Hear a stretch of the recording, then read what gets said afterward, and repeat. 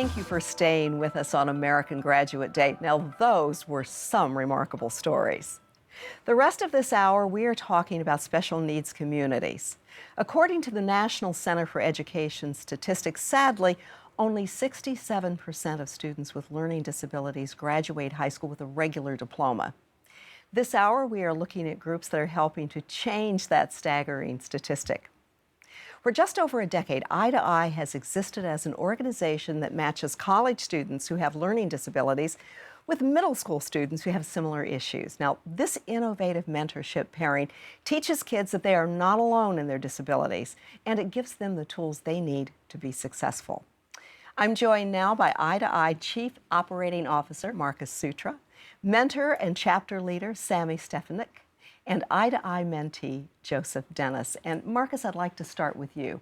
You have dealt with dyslexia your entire life, but you are also ADHD. Tell me how that works. Sure. Basically, my dyslexia, I would say the best way to explain that is I have an avoidance of text issue.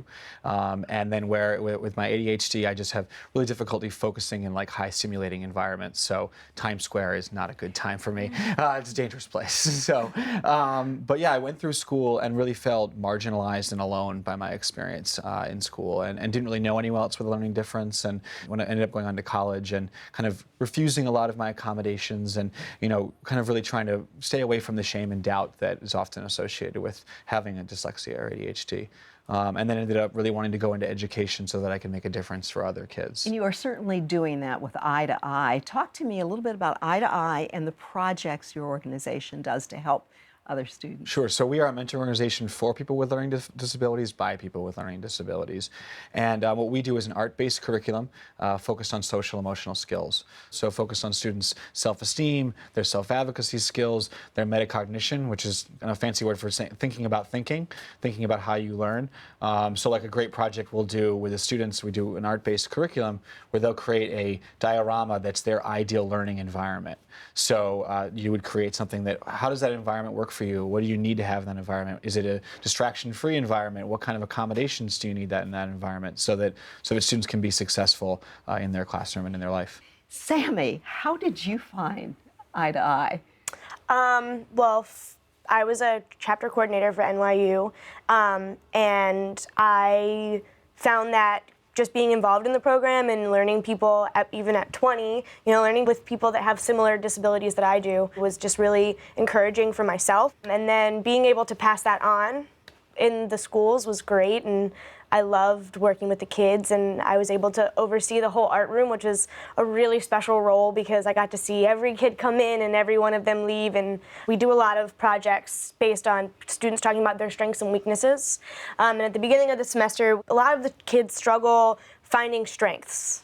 And even their strengths tend to not be very academic strengths. It could be they're a good friend, which is a great strength, but it's not that I provide a lot of really insightful thoughts in class, which they do, and they just don't see that as a strength. And at the end, there's still doubt, but the strengths come much easier, which is really beautiful to see.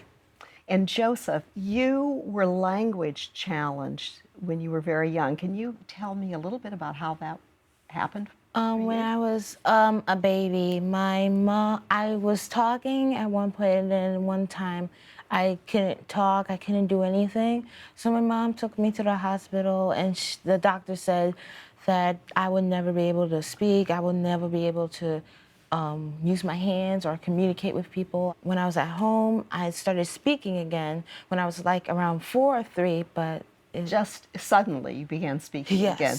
But there were still issues that had to be resolved, and you found your way to Eye. Yes. Tell me what you loved about it.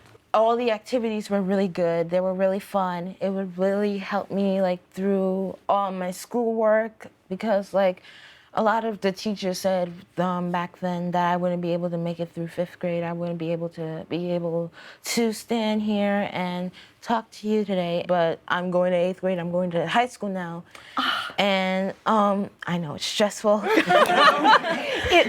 you know what? It's a good kind of stress. Yeah. It is. All the parents who have kids who have learning disabilities should have kids going to Eye to Eye because it really helps people.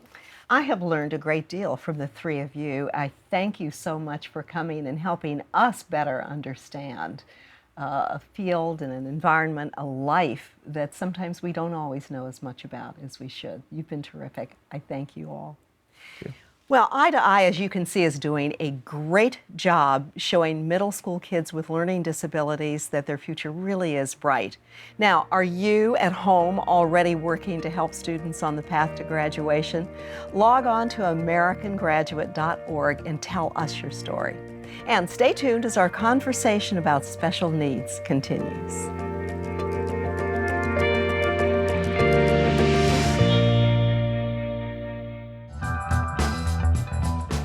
American Graduate Day, a live nationwide outreach event.